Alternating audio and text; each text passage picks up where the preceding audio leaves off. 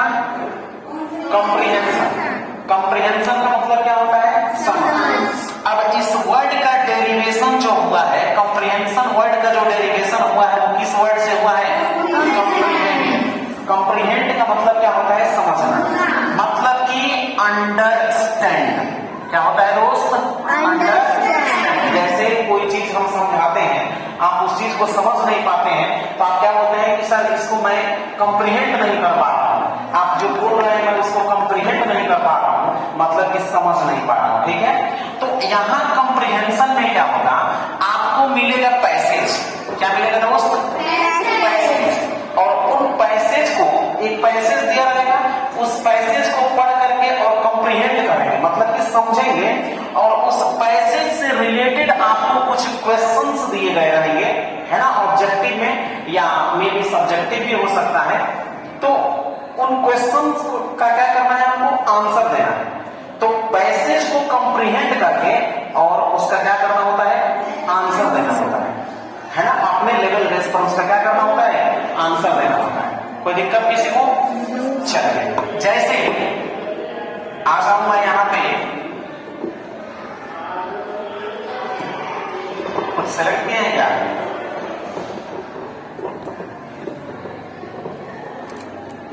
जैसे यहां देखिएगा, जैसे ये हमारे पैसेज है ना, ध्यान दीजिएगा थोड़ा, ये मेरा पैसेज है। जैसे chewing gum was discovered 1000 years ago by the Yamans in the Mexican jungles. यानी कि ये एक सेंटेंस यहां से लेकर के और यहां तक दिया है कि च्यूइंग गम का जो डिस्कवरी है, च्यूइंग गम का जो डिस्कवरी है वो कब किया गया था? 1000 years ago, 1000 वर्ष पहले किया गया था, है ना। बाय द मैयांस, किसके द्वारा? मैयांस के द्वारा, इन द मैक्सिकन जंगल। कहां पे? मैक्सिकन जंगल में। There are 3 objective questions here. Chewing gum का डिस्कवरी कब हुआ था? 1000 वर्ष पहले। किसके द्वारा? मैयांस के द्वारा। कहां पर? मैक्सिकन जंगल। तो दैट इज कॉल्ड कॉम्प्रिहेंशन। आप उसको क्या कर रहे हैं? कॉम्प्रिहेंड कर रहे हैं। इस सेंटेंस को आपने पढ़ा तो 3 आउटकम वहां से निकल करके आया। अब आइए यहां देखते हैं। यहां देखिए क्या दे रहा है, यहां देखिएगा, dot dot dot discovered chewing gum, यानी कि किसने च्यूइंग गम को डिस्कवर किया? मिला कि नहीं है? देखिएगा, इसी ने किया था ना, बोलिए, इसी ने किया था ना।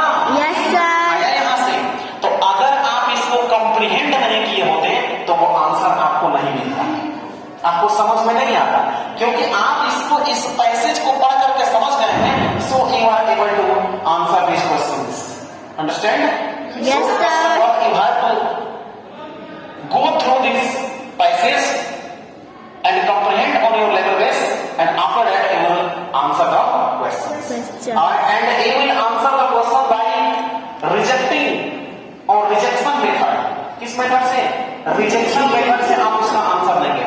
मतलब क्या कि अगर इसकी बात करें तो ये नहीं होगा, ये नहीं होगा, ये नहीं होगा, ये हो जाएगा। कैसे होगा, कौन नहीं होगा, क्यों नहीं होगा, ये सारा चीज पढ़ करके ऑब्जेक्टिव क्वेश्चन जो है उसका जो आंसर देते हैं वो रिजेक्शन मेथड से।